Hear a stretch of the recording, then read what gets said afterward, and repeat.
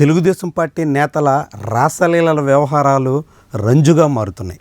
కోనేటి ఆదిమూలం మొదలుకొని కోన రవికుమార్ వరకు అనేక మంది మీద ఇలాంటి లైంగిక సంబంధాల ఆరోపణలు వస్తున్నాయి. మధ్యలో నజీర్ అహ్మద్ లాంటి గుంటూరు ఈస్ట్ ఎమ్మెల్యే పేర్లు కూడా వినిపించాయి.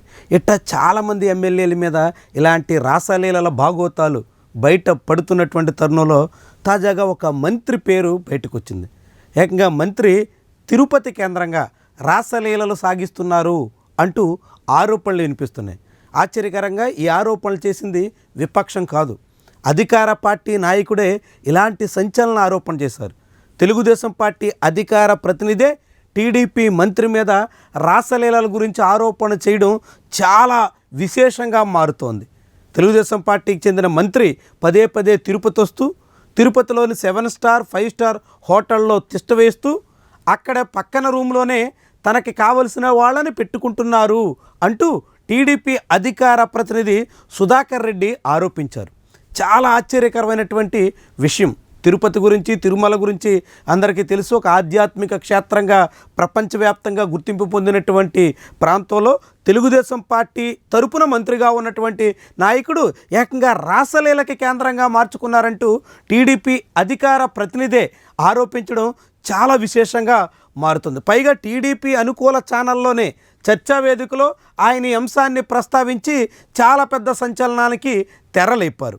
వాస్తవానికి తాను ఇలాంటి నాయకులందరినీ కలవడం మానేశానని, ఇలాంటి నాయకుల తీరుతో తాను విసిగిపోయానని, ఈ నాయకులందరూ తిరుపతిని రాసలీలకు కేంద్రంగా మార్చేసుకున్నారని సుధాకర్ రెడ్డి ఆందోళన వ్యక్తం చేశారు. ఏకంగా ఒక మంత్రి మీదే ఆయన కీలకమైనటువంటి అభియోగాలు చేశారు. దాంతో ఇంతకీ ఆ మంత్రి ఎవరు అన్న దాని మీద అనేక రకాలుగా చర్చ సాగుతోంది. తిరుపతి జిల్లాకు ఇన్ఛార్జిగా ఉన్న మంత్రా, లేకుంటే ఇంకా మంత్రులు ఎవరైనా పదే పదే తిరుపతి వెళ్ళి అక్కడ హోటల్లో తిష్టవేసి ఇలాంటి కార్యకలాపాలు చక్కబెడుతున్నారా? ఇలా రకరకాల ఊహాగానాలు అయితే వినిపిస్తున్నాయి. మొత్తంగా తెలుగుదేశం పార్టీ నాయకుల రాసలీలలో వ్యవహారాలు వీడియోల సాక్షిగా కొందరు, ఫోటోల సాక్షిగా మరికొందరు, ఇప్పుడు టీడీపీ నేతలే సాక్ష్యంగా ఇంకొందరు వ్యవహారాలు బయటపడుతుండడం చాలా పెద్ద చర్చకు ఆస్కారం ఇస్తుంది. ఈ రీతిన అధికార పార్టీ నేతలు బరి తెగుస్తున్నటువంటి వైనం అనేక రకాలుగా విస్మయకరంగా కూడా మారుతోంది. ముఖ్యంగా ఆంధ్రప్రదేశ్లో గతంలో వైఎస్ఆర్సీపీ అధికారంలో ఉన్న కాలంలో కొంతమంది నేతలకు సంబంధించినటువంటి ఈ వివాదాలు బయటపడినప్పుడు సోషల్ మీడియాలో చాలా పెద్ద రచ్చ జరిగింది. ఇటీవల కాలంలో దాని కొనసాగింపుగా టీడీపీ నేతలు మరింత రెచ్చిపోతున్నట్టు కనిపిస్తోంది.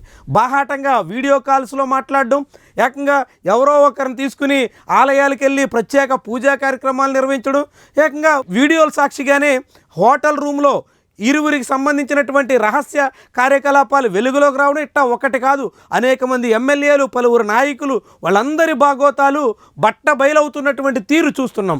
ఇప్పుడు అదే క్రమంలో ఒక మంత్రి తిరుపతిలో హోటల్లో ఆధారంగా మొత్తం ఇలాంటి కార్యకలాపాలు నడుపుతున్నారు. పైగా వైఎస్ఆర్సీపీలో యాక్టివ్గా ఉన్నటువంటి మహిళలను కూడా ఆయన ఉపయోగించుకుంటున్నారు అనేటువంటి రీతిలో టీడీపీ అధికార ప్రతినిధి చేసినటువంటి కామెంట్స్ చాలా తీవ్రస్థాయిలో కలకలం రేపేలా కనిపిస్తున్నాయి. మరి ఇంతకీ ఆ మంత్రి ఎవరు, ఎందుకని ఈ రీతిన తిరుపతిని కేంద్రంగా చేసుకుని రాసలీలను నడుపుతున్నారు, అక్కడే ఎందుకని ఎంచుకున్నారు?